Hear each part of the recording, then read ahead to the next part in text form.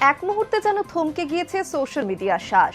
30শে জানুয়ারি আমেরিকার বিচার দপ্তর প্রকাশ করলো কয়েক লক্ষ নয়, প্রায় 30 লক্ষ নথি, যেগুলো যুক্ত সেই ভয়াবহ নামটির সঙ্গে, জেফ্রি এপস্টেইন। দণ্ডিত যৌন অপরাধীর ছায়া ঘিরে ধীরে ধীরে খুলে যেতে লাগলো চিঠি, ইমেল, যোগাযোগের ইতিহাস। আর সেই বিস্তীর্ণ নথির ভিড়েই আচমকা ভেসে উঠল এক পরিচিত নাম, অনুরাগ কাশ্যপ। বলিউডের বিদ্রোহী পরিচালক, যার সিনেমা বরাবরই প্রশ্ন তোলে ক্ষমতা, নৈতিকতা আর সমাজের দ্বিচারিতা নিয়ে, তিনি এবার আলোচনায় এক অপ্রত্যাশিত কারণে। এই নথিগুলিতে অনুরাগের নাম নেই সরাসরি স্পষ্ট অক্ষরে লেখা পরিচয়, বরং অনুমান করা হচ্ছে তিনি সেই বলিউডের লোক। একটি সংক্ষিপ্ত, প্রায় অবহেলিত উল্লেখ, জেফ্রি এপস্টেইনের সঙ্গে আদান প্রদানে থাকা জিউসেপ্পে বারাসানি, জিনো ইউ এবং অর্নেলা কোরাজ্জার ইমেল কথোপকথনে উঠে এসেছে এই পরিচয়।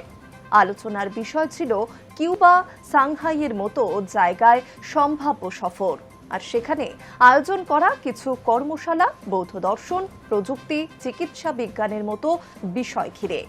এই ইমেলগুলিতে অনুরাগ কাশ্যপের নাম এসেছে সম্ভাব্য আমন্ত্রিতদের তালিকায়।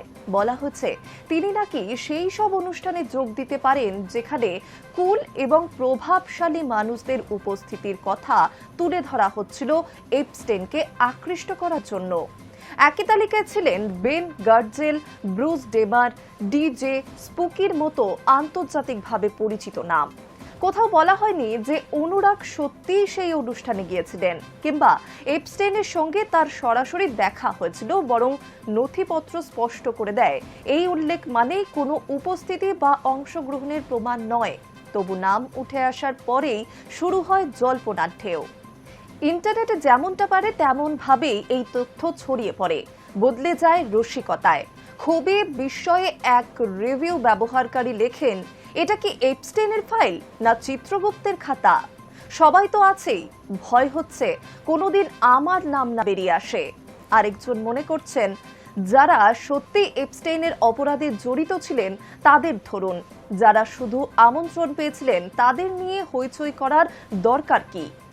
কেউ আবার ঠাট্টার সুরে লেখেন, এপস্টেইন ফাইলস নয়, যেন গুগল সার্চ খুঁজলে ধোপার নামও বেরিয়ে আসবে।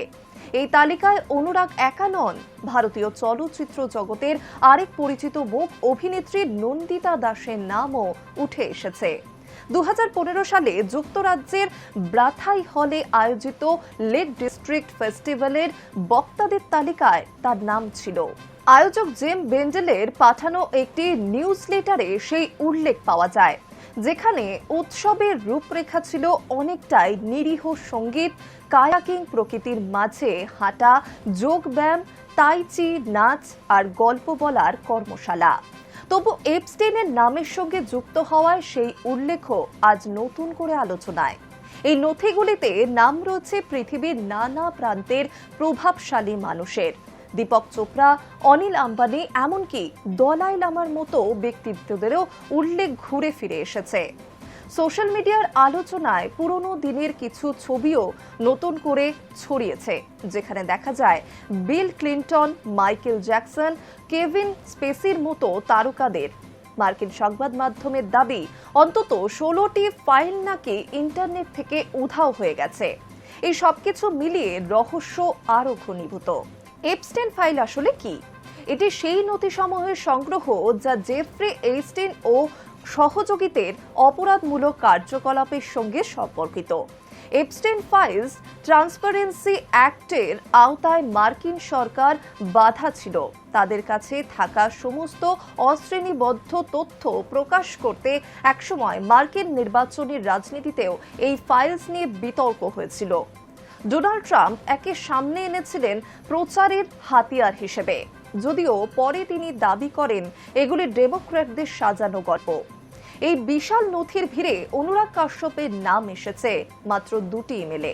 সেখানে তার প্রসঙ্গে জেফ্রি এপস্টেইনের কোনো প্রত্যুত্তরও পাওয়া যায়নি। 2017 সালে সেই ইমেল আদান প্রদানে দেখা যায় মূলত জিউসেপ্পে বারাসানি ও জিনো ইউ একে অপরকে কপি করে এপস্টেইনকে বোঝানোর চেষ্টা করছেন কত গুরুত্বপূর্ণ মানুষ সেই সব অনুষ্ঠানে আসতে পারেন। অনুরাগ সেখানে শুধু এক নাম, এক সম্ভাব্য পরিচয়। তবু তার নাম মানেই তো গল্প, আর সেই গল্পই আজ অনুরাগকে এনে ফেলেছে অস্বস্তিকর এক আলোচনায়। অথচ নথিগুলো নিজেই বলে দেয় এই উল্লেখ কোনো সম্পর্ক, কোনো সহাবস্থান বা কোনো অপরাধের প্রমাণ নয়। এটি শুধুই তথ্যের এক খণ্ড, যার চারপাশে মানুষের কৌতূহল, ভয় আর কল্পনা জড়িয়ে গিয়েছে।